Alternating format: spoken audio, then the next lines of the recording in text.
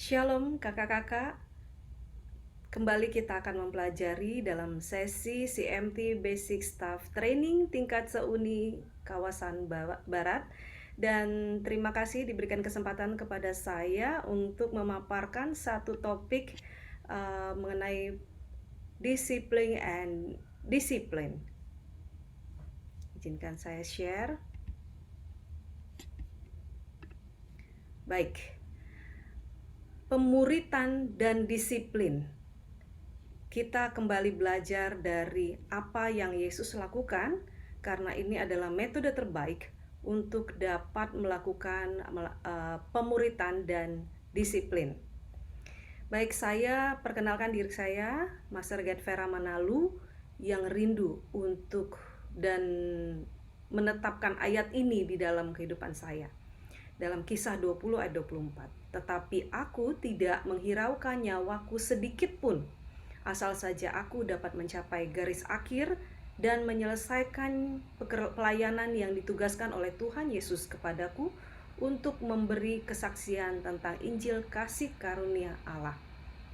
Jadi saya bertekad apapun yang saya lakukan hanya untuk mencapai garis akhir, yaitu pelayanan kepada Tuhan, menjangkau banyak orang. Baik, susunan materi ini adalah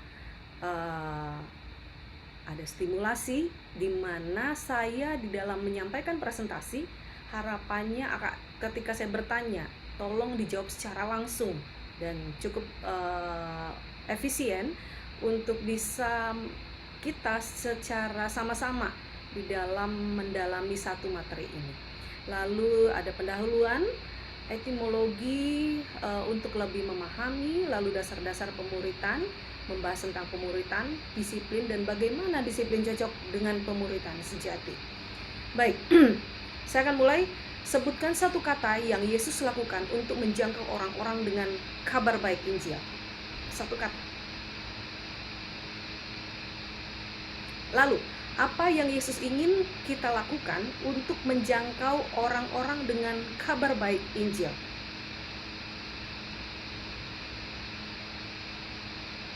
Sudah? Apa yang sudah dilakukan untuk hal ini? Dan apa yang belum dilakukan untuk hal ini? Matius 28 ayat 18 sampai 20. Ini adalah inti dari pelajaran ini. Dan Yesus datang dan berbicara kepada mereka. Katanya, "Kepadaku telah diberikan segala kuasa di surga dan di bumi.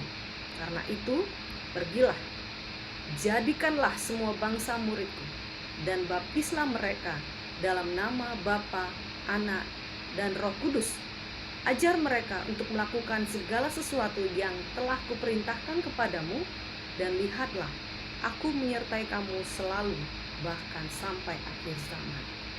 Bersyukur di dalam ayat ini yang saya sudah berikan warna kuning, kita ini adalah pejabat Allah. Apa itu pejabat Allah? Pergilah, jadikanlah, baptislah, dan ajarlah mereka. Jadi yang pertama yang dikatakan adalah pergilah, pergi, temui, lalu jadikan, baptiskan, dan bukan hanya sampai dibaptiskan, tetapi ajar. Inilah ayat inti yang memang mengajarkan kita di dalam pemuritan. Baik, apa sih asal kata dari pemuritan? Asal katanya dari discipleship. Disciple itu adalah murid, ship itu adalah kapal. Jadi kita bisa bayangkan, ini cerita pada saat Yesus membawa murid-muridnya di dalam kapal. Aja bagaimana Yesus mengajak mereka, dan disitulah terjadi pemuritan. Arti dari kata pemuritan itu sendiri adalah keadaan atau kondisi menjadi pengikut orang lain dalam doktrin dan ajaran, khususnya ajaran Yesus di tahun 1540-an. Kata discipleship ini lebih didalami dan diartikan dalam kamus. Kelompok pengikut Kristus yang asli dalam masa hidupnya, kunci pemuritan Yesus adalah kepercayaan pribadinya kepada murid-muridnya. Kuncinya adalah bagaimana bisa melakukan pemuritan, yaitu kepercayaan pribadinya. Jadi pastikan kepercayaan pribadi kita kepada orang yang kita lakukan pemuritan. Jadi untuk mendisiplinkan, kita butuh hati Yesus. Bagaimana kita menjadi seorang murid Yesus bisa berhasil? Kita butuh hati Yesus. Dan kita bisa yakin bahwa Yesus tahu kita memiliki hatinya. Baik, apa dasar-dasar pemuritan? Dalam Matius 4 ayat 23, Yesus pergi ke seluruh Galilea mengajar di tempat pertemuan orang Yahudi. Lalu Matius 4 ayat 23, Yesus memberitakan kabar baik tentang kerajaan Allah. Kalau yang pertama pergi dan mengajar, yang kedua adalah memberitakan. Lalu Matius 4 ayat 23, dia juga menyembuhkan segala macam penyakit dan jenis penyakit lainnya. Lalu dalam Lukas 9 ayat 13, Yesus menjawab, kamu memberi makan mereka. Menyembuhkan, memberi makan. Lalu yang kelima, ketika Yesus dan murid-muridnya sedang dalam perjalanan, beberapa orang membawa kepadanya seorang pria yang tidak dapat berbicara karena setan di dalam dirinya mengusir roh jahat. Yang keenam, setelah Yesus mengusir setan itu, pria itu mulai berbicara. Matius 9 ayat 32 sampai 33 meyakinkan orang itu menjadi saksi bagi orang lain. Lalu keesokan paginya, dia memanggil murid-muridnya dan memilih 12 dari mereka untuk menjadi rasulnya. Setelah pergi, mengajar, memberitakan, menyembuhkan, memberi makan, meyakinkan, mengusir setan, lalu dia memilih murid-murid. Jadi tidak langsung memilih murid-murid, tetapi melalui cara-cara ini, lalu kita paham mereka yang memiliki hati Yesus. Kita lakukan pemuritan. Waktu pemuritan, Yesus memuridkan 12 muridnya itu selama 3,5 tahun. Bayangkan 3,5 tahun. Dia menghabiskan banyak waktu dalam berdoa untuk mereka dan melatih mereka. Jadi sebelum melakukan pemuritan, Yesus itu berdoa terus. Sehingga waktu melakukan pemuritan itu bukan hanya dia, tetapi Bapaknya, Trinitas itu bekerja sama untuk dapat mensukseskan pemuritan ini. Pertanyaannya, apakah ada petunjuk dari sini? Jelas. Untuk apa metode pelayanan ini kita seharusnya dijadikan? Hati-hati, fokus dari pelayanan ini adalah jiwa, bukan ke kita sendiri yang memuridkan, karena yang kita butuhkan adalah hati Yesus. Pemuritan, apa arti murid menurut Anda? Silakan jawab. Apa sinonim yang pas untuk murid-murid Yesus? Apa sinonim yang pas untuk Pathfinder? Lalu bagaimana Yesus mendefinisikan pemuritan? Bagaimana Yesus mendefinisikan pemuritan dan berapa banyak orang yang dimuridkan oleh Yesus? Yang pertama, dan ketika hari sudah siang, dia memanggil murid-muridnya, dari mereka dipilih 12 orang. Lukas 6 ayat 13. Lalu berapa lagi murid-muridnya? Hanya mereka kah? Lukas 10 ayat 1. Setelah hal-hal ini, Tuhan menunjuk 70 orang lainnya juga dan mengutus mereka 2 dan 2. Kenapa 2? Tidak satu-satu atau tidak berkelompok. Ketika hari genap, datanglah seorang kaya dari Arimatea bernama Yusuf yang juga adalah murid Yesus. Jadi apa dalam pemuritan yang dilakukan Yesus untuk dapat kita teladan? Pertanyaan berikutnya, manakah dari murid-murid ini yang menjadi fokus utamanya? Kapan Yesus mengajar mereka? Berjalan, memasak, menyembuhkan, berbicara dengan orang lain, dan makan. Metode apa yang Yesus gunakan untuk mengajar murid-muridnya? Periksa ayat-ayat ini dan temukan jawabannya di sana.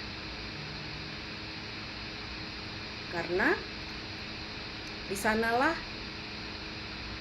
di ayat-ayat ini akan menemukan bagaimana Yesus menunjukkan, lalu mendemonstrasikan, lalu berkhotbah, lalu melakukan satu action dan menggunakan perumpamaan. Pertanyaan berikutnya, adakah kesamaan dengan bagaimana kita harus mengajar Pathfinder? Atau bagaimanakah dari metode ini atau metode lain yang paling cocok untuk Pathfinder? Maka, bagaimanakah satu contoh, yaitu Musa, menyarankan agar kita mengajarkan prinsip-prinsip Allah? Ulangan 11 ayat 19. Dan kamu harus mengajarkannya kepada anak-anakmu, berbicara tentang mereka ketika kamu duduk di rumahmu, dan ketika kamu berjalan di jalan, ketika kamu berbaring, dan ketika kamu bangun. Disiplin. Menurut Kamus Cambridge, pelatihan yang membuat orang lebih maju, lebih mematuhi, dan lebih mampu mengendalikan diri, seringkali dalam bentuk aturan dan hukuman jika dilanggar atau perilaku yang dihasilkan dari pelatihan ini, yaitu disiplin orang tua, militer, sekolah. Harus ada disiplin yang lebih ketat di sekolah. Ini adalah disiplin menurut Cambridge, dan saya lebih senang karena lebih positif. Berbeda dengan kamus Merriam-Webster, walaupun ada hal positif, tetapi yang utama dia katakan adalah menghukum demi menegakkan ketaatan dan menyempurnakan akhlak. Lalu yang kedua, untuk melatih dan mengembangkan dengan instruksi dan latihan, terutama dalam pengendalian diri, membawa satu kelompok di bawah kendali pasukan disiplin untuk menertibkan para penulis yang serius mendisiplinkan dan memperbaiki gaya penulisan mereka. Jadi yang terutama disiplin yang benar adalah melatih untuk mematuhi dan mampu mengendalikan diri. Kutipan Ellen White, tujuan disiplin adalah melatih anak untuk mengatur dirinya sendiri sejalan dengan kamus. Dia harus diajari kemandirian dan pengendalian diri.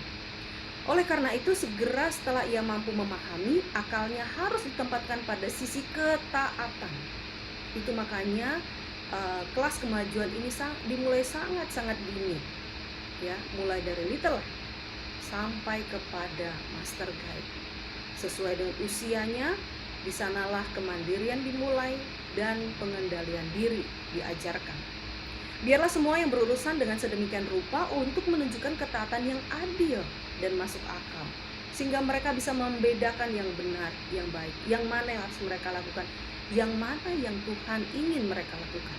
Bantu untuk melihat bahwa segala sesuatu berada di bawah hukum, dan ketidaktaatan itu pada akhirnya mengarah pada bencana dan penderitaan. Ada konsekuensinya.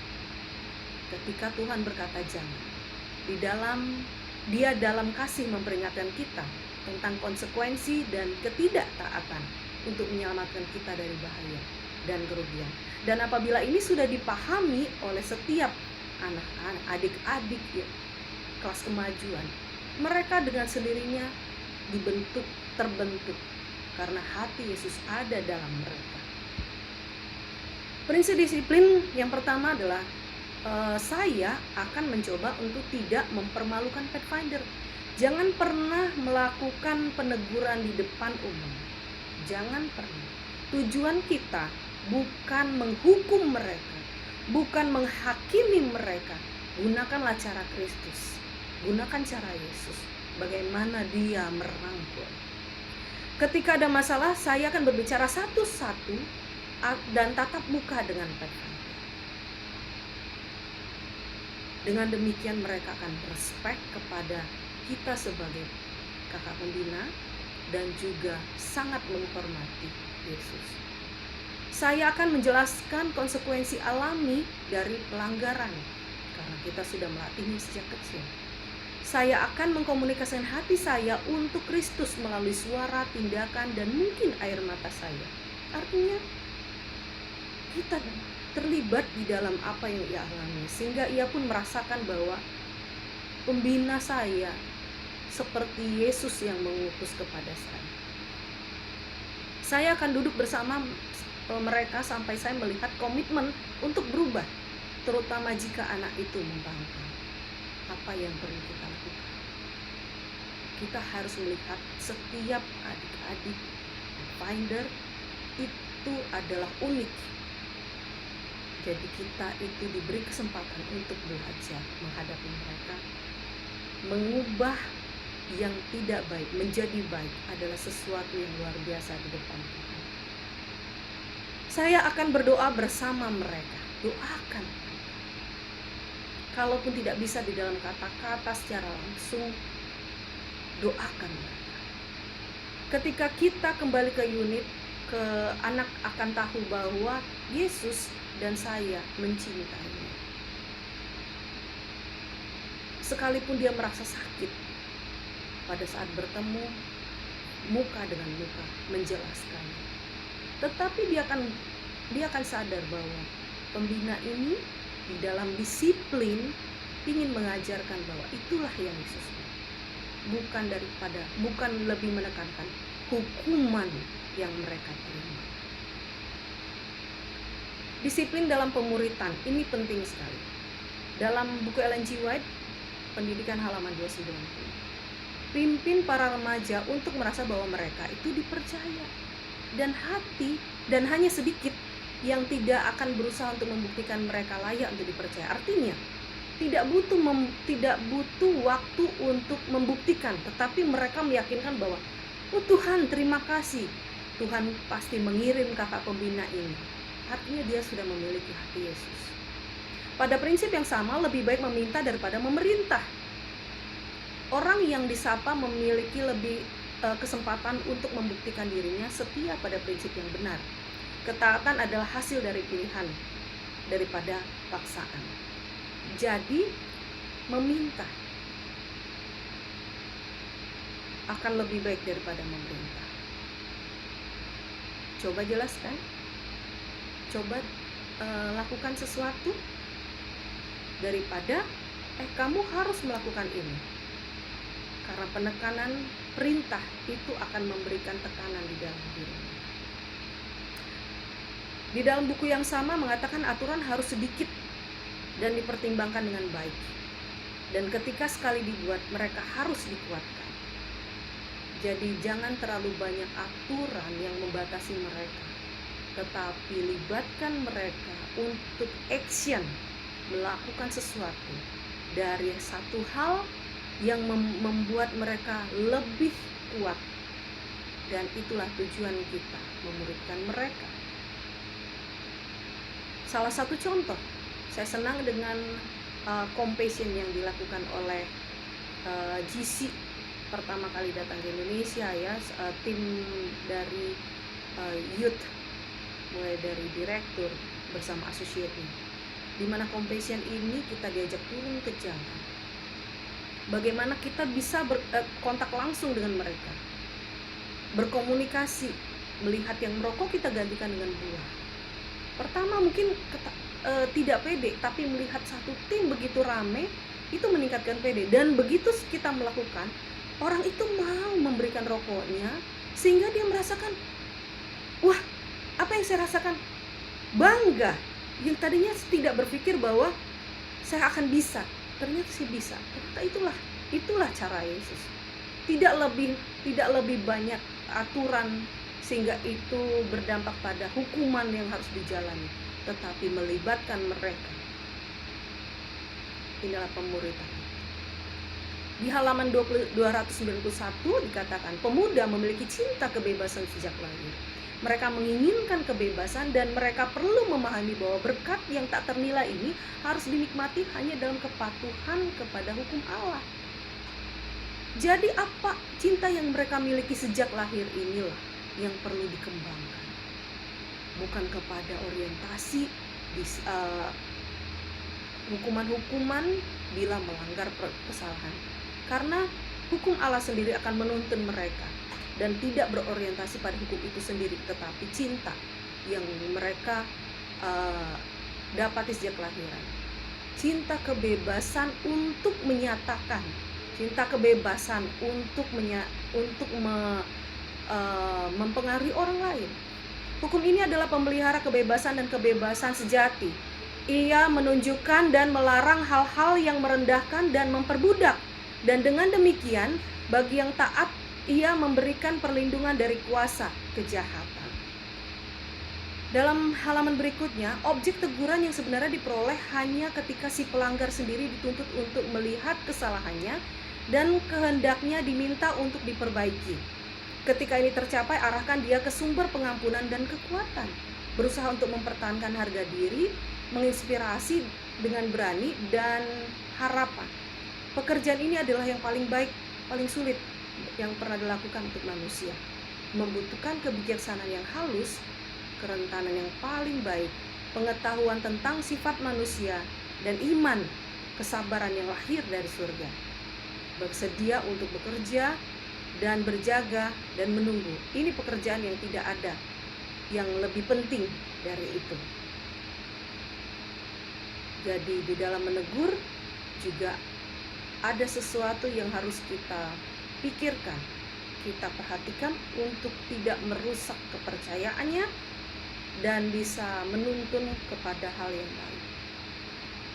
Lukas 7 ayat 31, satu tuntunan yang baik ya. Peraturan juru selamat seperti yang kamu kehendaki yang dilakukan orang kepadamu, demikian juga kamu melakukan terhadap mereka. Harus menjadi aturan bagi orang dan yang melakukan pelatihan anak-anak dan remaja. Jadi apa yang kita inginkan orang lain perbuat pada kita, kita juga lakukan kepada mereka. Mereka adalah anggota keluarga Tuhan yang lebih muda, ahli waris yang jemaat gereja masa depan. Pemerintahan Kristus harus secara sakral diamati terhadap yang paling bodoh. Ini bahasa yang paling rendah gitu ya. Yang jadi apa dari sikap orang muda yang paling tidak tepat. Di sana kita harus memberikan perhatian yang lebih. Sehingga perhatian mereka tidaklah untuk memberontak, tetapi menuruti ya, terbentuk. Demikianlah presentasi saya menggunakan daftar pustaka dari etimologi, dari GC, NAD, White, Ellen G. White, dan kamus.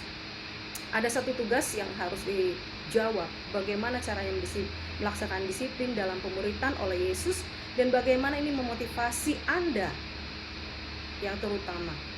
Dan dalam mengoreksi kesalahan, prasyarat apa yang diperlukan agar tujuan pemuritan ini tercapai, dan memperhatikan prinsip-prinsip disiplin.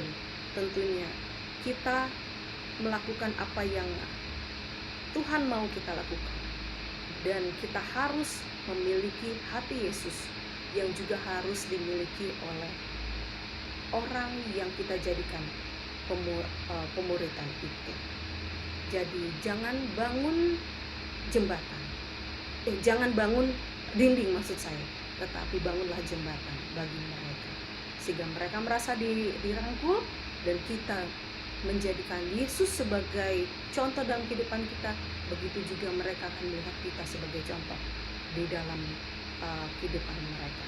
Semoga bermanfaat dan sampai bertemu. Saya menunggu segala pertanyaan yang berhubungan dengan pemuritan dan disiplin, dan semoga kita bisa lebih mengerti apa yang Tuhan inginkan, bukan lebih mengarah pada penghukuman, tetapi lebih melatih mereka. Dengan demikian kita boleh berhasil seperti yang Yesus lakukan kepada 12 murid, kepada 70, bahkan kita semua yang menjadi orang pilihan Allah. Kita adalah pejabat Allah. Pergilah, jadikanlah, baptislah, dan ajar. Semoga Tuhan memberkati.